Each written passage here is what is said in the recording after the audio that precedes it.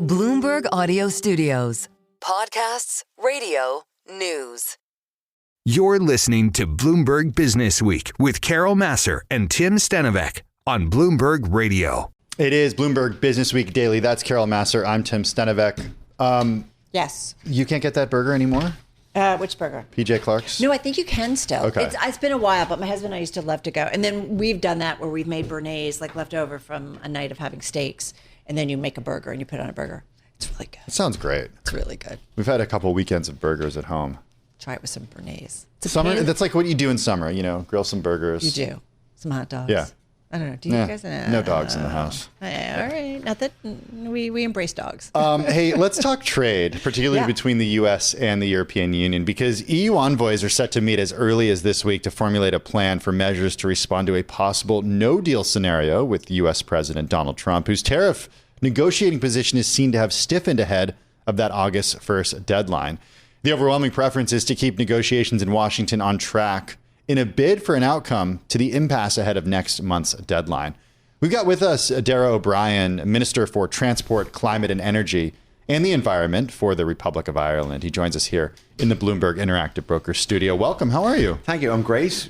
Delighted to be here. We arrived into New York Saturday evening, so doing a bit of work down at the UN today on the Sustainable Development Goals. So gave the national statement on that. The pleasure to drop into Bloomberg today. I'm meeting a lot of partners, business partners, and a lot of bilaterals on the political side between now and next Wednesday evening before I fly back to Dublin. But I'm over and back to the States a lot. Well, we're glad you made time for us on this trip, and we want to talk a little bit about trade, and we'll talk about the UN stuff in a little bit. Sure. I'm curious how you're looking at this from the perspective of your country and the United States as being an important trading partner. There's so many U.S. businesses, whether they're pharmaceutical companies, whether they're tech companies with a large presence in Ireland. How are you looking at this from your perspective with trade tensions? Well, look, I think firstly, our trade negotiation is done, as you know, at an EU level. And obviously, we have big input into that. And I think if you take a step back, take the EU and US trade, it's the largest trading relationship in the world. And it's worked well for both. And it's been positive. And if there are imbalances in certain areas, that can be certainly looked at through negotiations. So obviously, our preference is that there's a negotiated settlement. The EU has to be ready to respond. We hope that is not the case. I think from what I hear from colleagues and who are directly involved as well, the negotiations in the background have been done in a very business-like and positive way.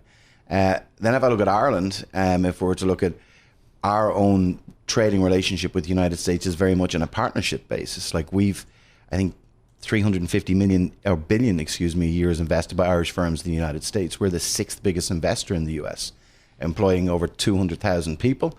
And we're very fortunate to have very significant US investment in Ireland. So that relationship is worth about $1 trillion a year between both the US and Ireland alone. And that relationship underpins tens of thousands of jobs on both sides of the Atlantic, good incomes for people, good jobs. And obviously Ireland is used as an entry into the European Union market, which is a big market for US firms. So like we're delighted. We host, 9 of the top 10 US firms on the tech side are European headquartered in Ireland. Indeed, if we look at the pharma side, because our education system is very good, we have the highest level of third level graduates. We have a flexible workforce. We have a competitive tax regime. And we're still seeing that expansion. But I suppose what happens in this space is a lot of firms are holding off on making decisions around the uncertainty. Right. And that's why getting to a conclusion, I think, is very important. A couple of things we want to touch on, Darragh. So when it comes to the sectoral tariff on pharmaceuticals in particular, what can Ireland take from the U.S.? Kind of what is your landing zone? Is it 5%? Is it 10%? Is it 20%? How do you think about it? Give us. Well, how I think about it, firstly, our Minister for Trade, who's our Deputy Prime Minister, actually met with US pharma firms just like in the last week. And that the manufacturing of pharmaceuticals is actually done, really, a lot of our product that comes out of Ireland is actually finished in the United States. So and is sold back into the United States, but finished here. So, I think the imposition of any tariff on the pharma sector would not be welcome. And I think that's so the landing zone, even 5%. Well, I suppose I just acutely aware that I'm not, like, obviously part of the Irish government, that we're briefed as well on this. But I think the importance of pharma, not just in Ireland, but across the EU and indeed in the United States, where we have, a good trading relationship on pharma, any change to that and that cost base is going to have an impact. So I don't want to sit on a number. I think really for pharma, we were, it would be better if there were sectors that there were carve-outs, like aviation as well, which is a critically important one too. Pharma also. So we just, look, I suppose I don't want to speculate on what that landing zone would look like. That's fair. Well, you mentioned aviation. This is a really important one. You are one of the EU member states most in favor of a softer response to U.S. tariffs. Yet our reporting suggests that the EU is preparing to potentially retaliate with tariffs on Boeing, for example, as well as possible digital services tax that will affect two big industries that are important to the Irish economy. If the EU retaliates, what will Ireland do to try to protect these industries? Well, I think what Ireland has done with the EU colleagues is actually put forward the case for various sectors about how interconnected we are. If you take Boeing, for argument's sake, and I've met with Boeing, like Ireland and Irish aviation firms are the largest customers of Boeing.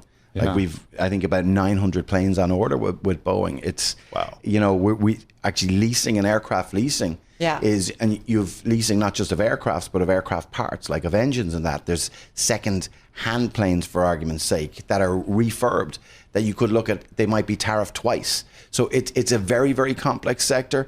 I think, to be fair to the sector here in the United States as well, I've been able to explain that to colleagues here in the States and also at a European level. And it is a very big, like Ireland would have the largest footprint of aircraft leasing pretty much in the world.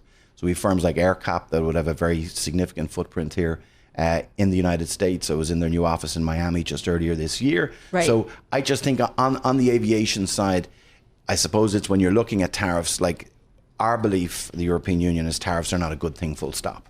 So if you got to start from that premise, and then you got to work back from that to see what's workable. Darragh, we want to go where you kicked off. You were over at the UN. We think about sustainable development. At the same time, there's so much, it seems to be, around the globe going on in terms of development of data centers. How do we do that in a way that doesn't just wreak more havoc on our current climate?